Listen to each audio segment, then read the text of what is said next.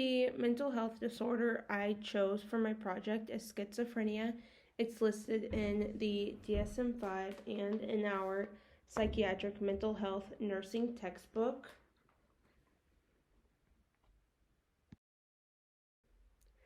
The etiological factors are pretty much unknown, but researchers have found that there are factors that can put a person more at risk, which are the combination of physical, genetic, psychological, and environmental factors.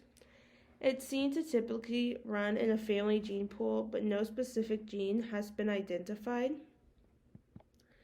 In this picture here, it just shows the different factors that can lead a person to having schizophrenia.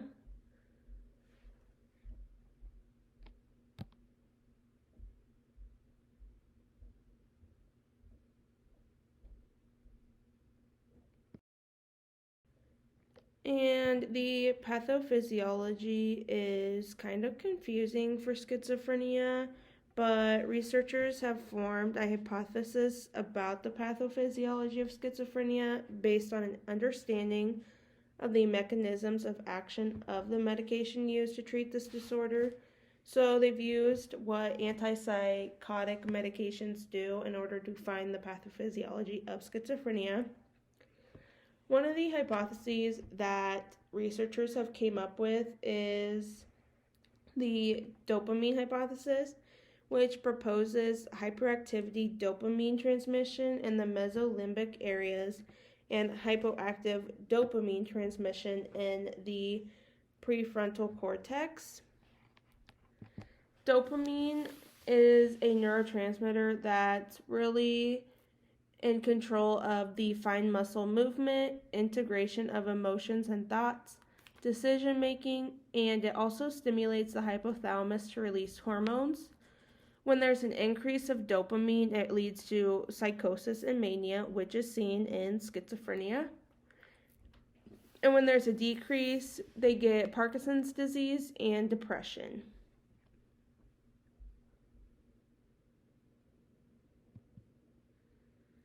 The other hypothesis is the glutamate hypothesis, which proposes that an excess or insufficient glutamate activity may cause some symptoms, partly through the interaction of glutamate with dopamine and GABA. And glutamate is an excitatory neurotransmitter, which plays a role in learning and memory. When there's an increase, you get neurotoxicity, and when there's a decrease, you can get psychosis. In this picture, it just shows the neurons and the neurotransmitters.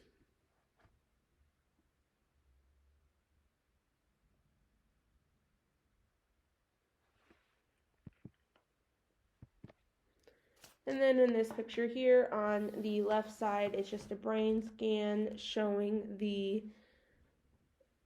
activity in a normal brain compared to one of those with schizophrenia, showing in the limbic area where there is hyperactivity, the red area of this picture.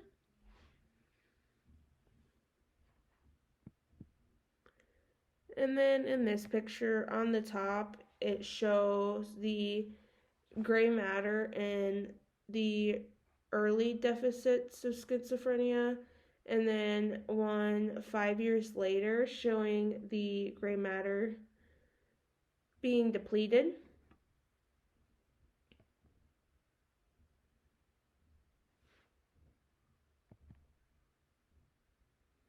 The epidemiology is that schizophrenia really occurs throughout the world.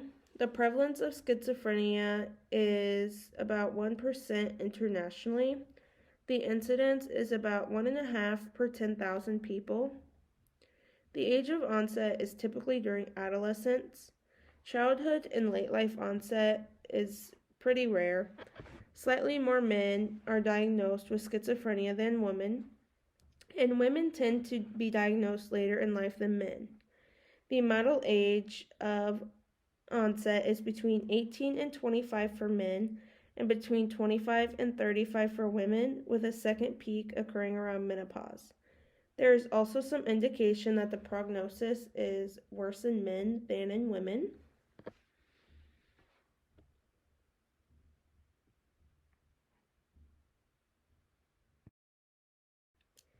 Next, I am going to be talking about the different signs and symptoms of schizophrenia.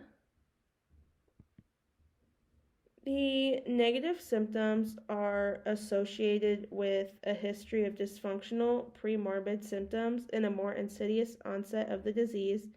They're less responsive to antipsychotic drugs.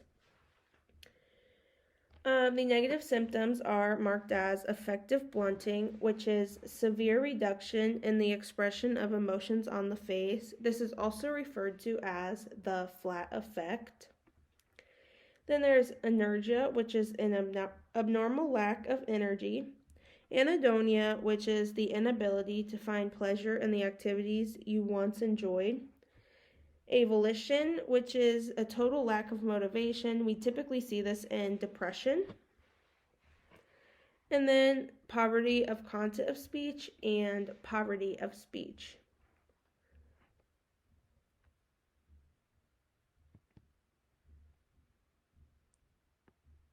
For the neurocognitive symptoms, they affect about 40 to 60% of people that are diagnosed with schizophrenia. They will typically have poor executive functioning and an inability to sustain attention and problems with their working memory.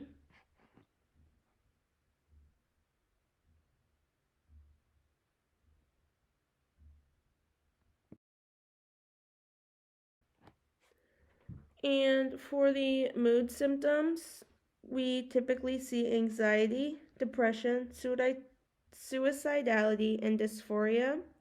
Post-psychotic disorder occurs in up to 25% of people after a psychotic episode. And in this picture here, we see on the left side there's the psychotic depression, and then the worst being in the red, psychotic mania. And when a person is in the psychotic mania stage, it's very important to keep an eye on them, because if they're having those suicidal thoughts, they are more likely to commit suicide and be successful. Because people who are in the psychotic depression, they typically do not have motivation.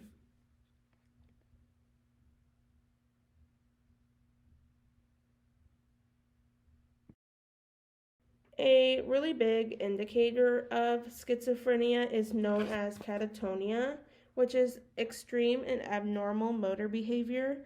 It's either extreme motor agitation or psychomotor retardation. One of the most common motor behaviors is known as waxy flexibility, where people who have schizophrenia will freeze in abnormal positions, which can lead to circulatory problems.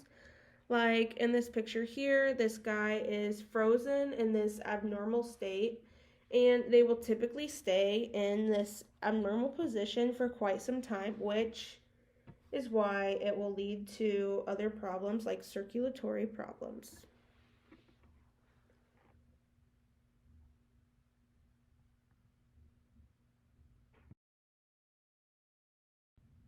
And then some other clinical presentations is paranoia. They typically are disorganized and they have hallucinations.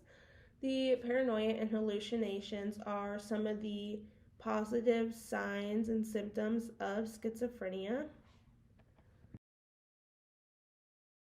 The hallucinations are a sense perception for which no external stimuli exist. This can have an organic or functional cause. Some types are auditory, which is hearing voices when none are present. Gustatory, which is experiencing taste in the absence of stimuli. So they say they're tasting peanut butter when they're not eating any peanut butter or eating anything. And then olfactory would be smelling smells that do not exist. So they could be smelling peppermint when there's no sense of peppermint around. And then tactile is feeling touch sensations in the absence of stimuli. And then visual, which is seeing things that are not there. And then for the delusional part of things, we have the grandeur, which is the false belief that one is a powerful and important person. So thinking that they are the president. Then we have jealousy, which is the false belief that one's partner or mate is being unfaithful. Persecution is the thought that one is being singled out for harm by others. And then somatic is the belief that his or her body is changing or responding in an unusual way, which has no basis in reality. So thinking that you're peeing an abnormal amount when really it's normal. And delusions are described as a false belief held to be true even when there is evidence to the contrary.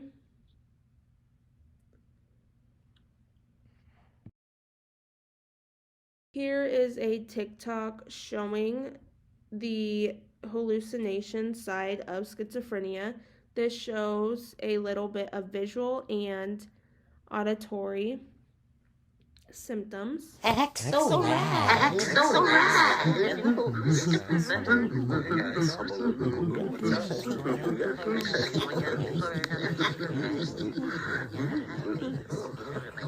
Watch out.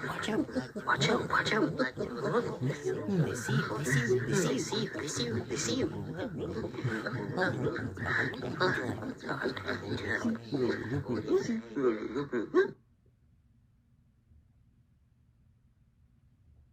Not everyone experiences these visual or auditory hallucinations, but when most people think of schizophrenia, they do think of the hallucinations.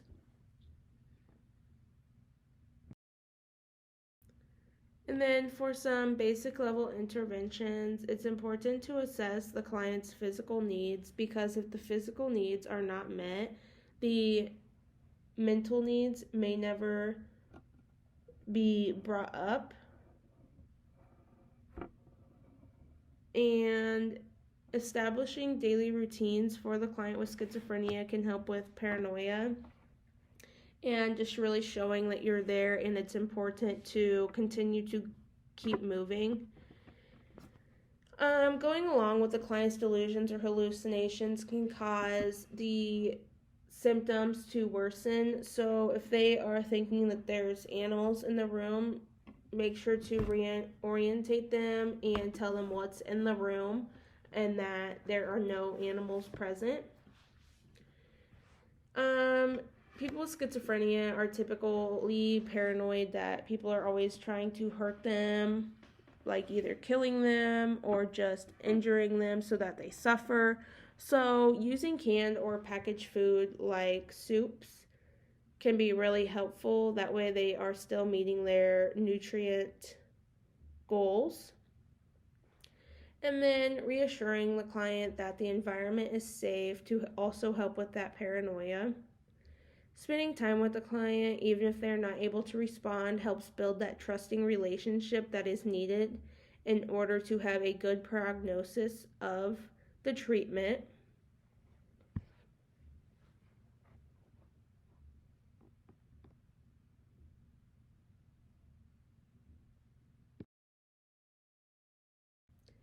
And then some interventions for those experiencing the hallucinations.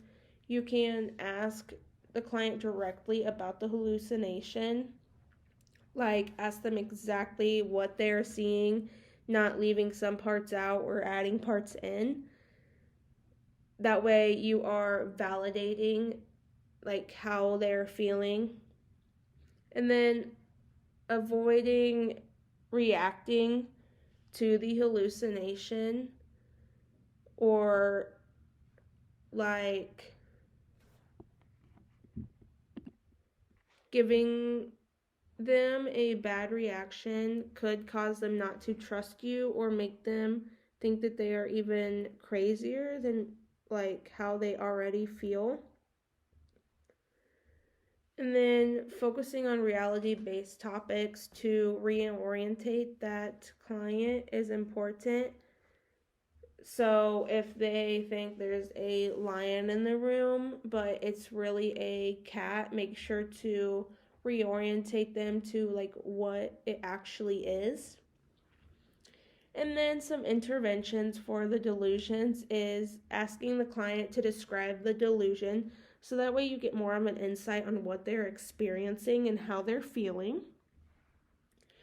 Validate if part of the delusion is real. So if they think that their grandma is visiting them, but they had just told you that their grandma was dead, make sure to validate the fact that they know that their grandma is dead, but their grandma isn't really visiting them.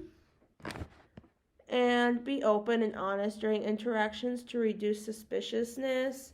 That way, you can create a more trusting relationship with the client.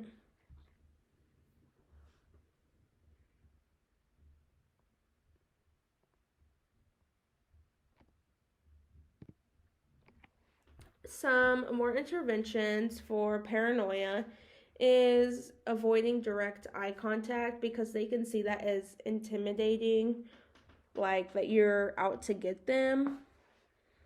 And then do not be secretive with the client because if they tell you something and you go tell another nurse and they find out that you told that nurse, they can get really upset and not trust anyone in the mental health setting. And limiting physical contact helps with the boundaries and just really giving that person their space that they need. Monitor their eating, drinking, sleeping, and elimination patterns because when they're paranoid, they're not likely to eat or drink their food because they think that it is contaminated.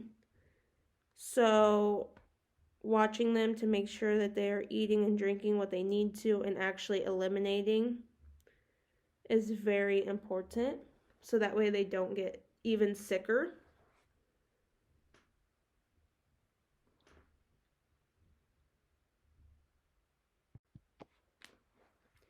And then for some more advanced level interventions, we have cognitive behavioral therapy, which has a high success rate in those with chronic schizophrenia. It targets the distress and disturbances that are often a consequence of the experiences of psychotic symptoms by correcting self defeating beliefs. So they may think they're crazy for experiencing those hallucinations, or people have been telling them that they're crazy. So, like, changing their beliefs of thinking that they're crazy is very important and helps with their mental well-being.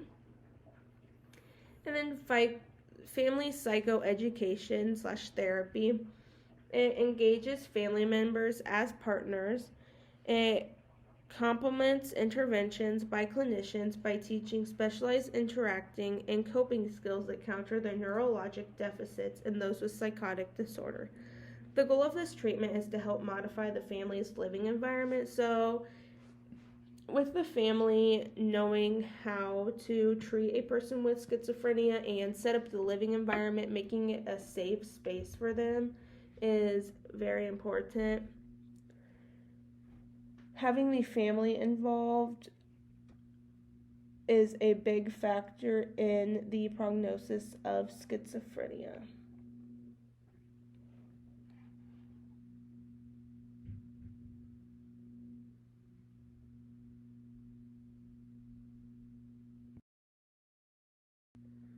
And then for some psychopharmaceutical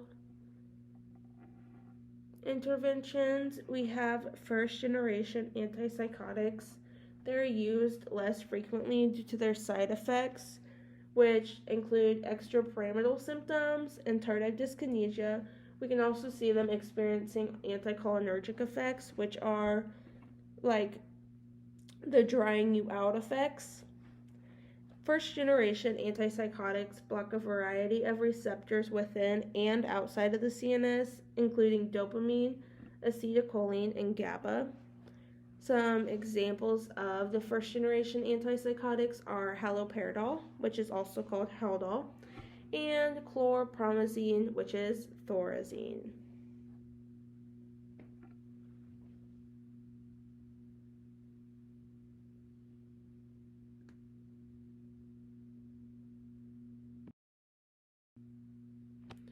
And then for the second generation antipsychotics, they are the first line treatment. They target both the negative and positive symptoms of schizophrenia. They're mainly antagonists of dopamine and serotonin. Clozapine, also called Clozaril, is the best but last resort due to the possible side effects of agranulocytosis. So it's important to tell the client to get a complete blood count with differential or ANC every 2 to 4 weeks. So you would not want to put an irresponsible client on clozapine due to that side effect. And then some other examples of second generation antipsychotics is olanzapine, which is Zyprexa, and then quetiapine, which is Seroquel, and risperidone, also called Risperidol.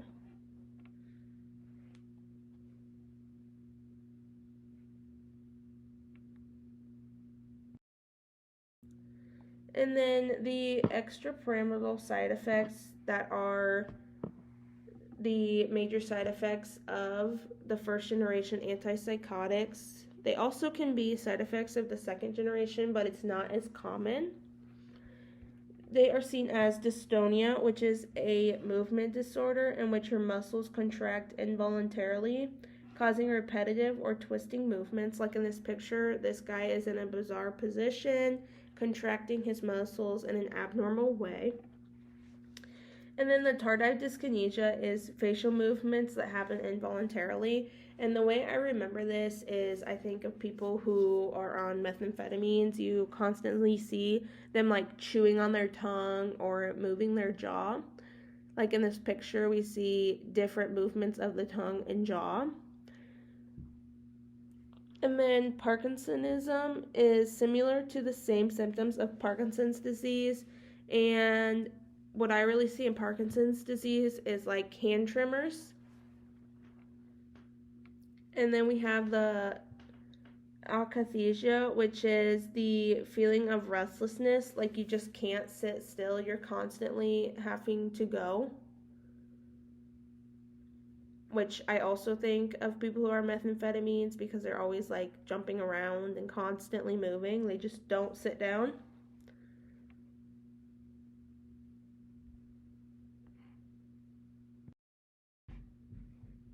Taking antipsychotics, it's important to monitor for neuroleptic malignant syndrome symptoms.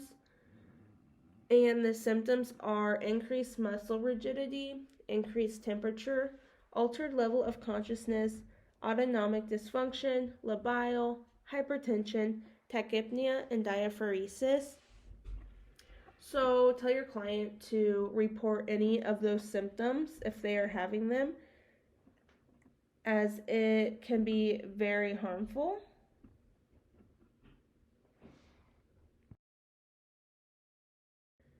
And then for therapeutic communication techniques for those with schizophrenia, we can offer self, because people tend to get lonely who are in the hospital, and it's quite common for people with schizophrenia to be in the hospital because their symptoms are not well controlled most of the time, and family and friends don't typically know how to deal with people with schizophrenia. And we can also give broad openings using questions like, what is on your mind today? It gives the patient an idea of what to talk about, so you're not just left sitting there looking at each other being awkward. And then encouraging descriptions of perceptions using phrases like, what do you hear now? Or what does that look like to you? It gives the patient a prompt to explain what they're perceiving without casting their perceptions in a negative light. And encouraging the descriptions of perceptions helps them know that you're really there for them and wanting to learn more to help them.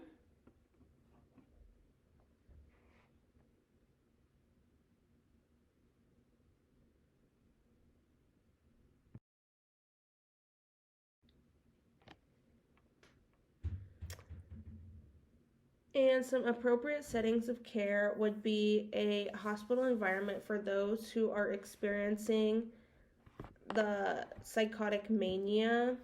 It gives them an environment that is not over or understimulating to make the person feel less anxious.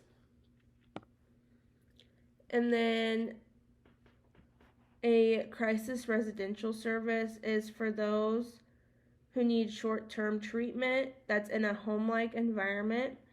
And it's used for those experiencing an acute psychotic crisis. And then partial hospitalization / day treatment services is when they attend a structured program during the day and return to a halfway house or own home. These really help the patient transition from the inpatient hospitalization. So when they're in the recovery phase but not completely ready to go home and live a typically normal life and go back to complete reality. And then halfway houses are a shared community with a group of patients that may be experiencing similar symptoms. Staff members are present 24/7. This really helps the person with schizophrenia know that they're not alone, having people that have the same symptoms as them, and also people who are there specialized in treating them and helping them out.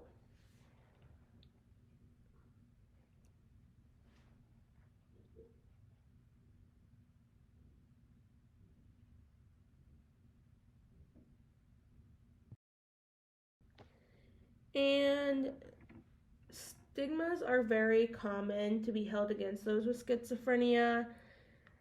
A really big one is that they're naturally violent and chaotic, like thinking that they are going to hurt animals or they're constantly being told to hurt people and kill people, and which really excludes them socially, and giving them harmful words is not good for their mental well-being. And those who suffer from the illness can also stigmatize themselves in what is called internalized stigma, where one believes they're flawed and believe in the negative stereotypes about them.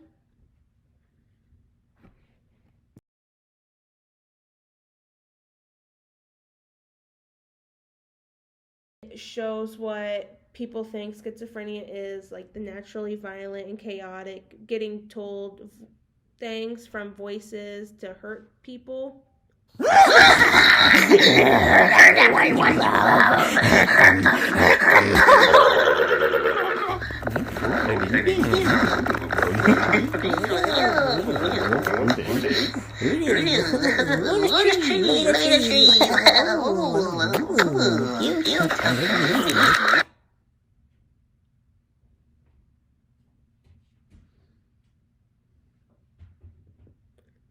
So I think that video it portrays what most people think of schizophrenia is like.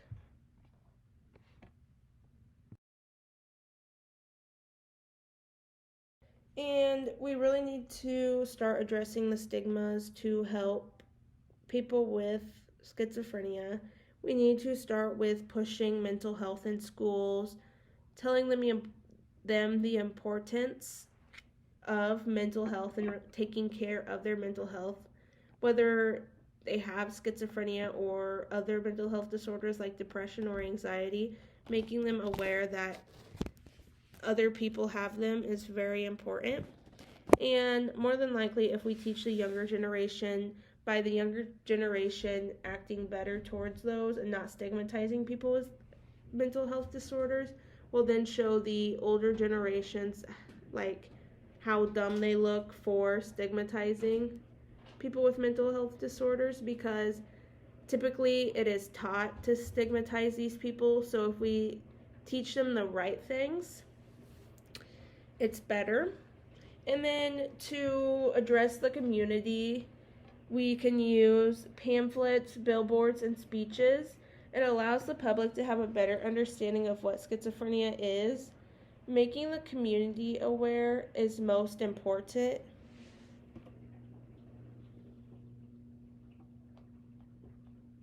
Also, with the use of social media like TikTok, I have found multiple people who have schizophrenia to help us understand what it is, because I think it's very important to learn what it is from a person who actually has schizophrenia. And not all cases of schizophrenia are the same. People experience different symptoms.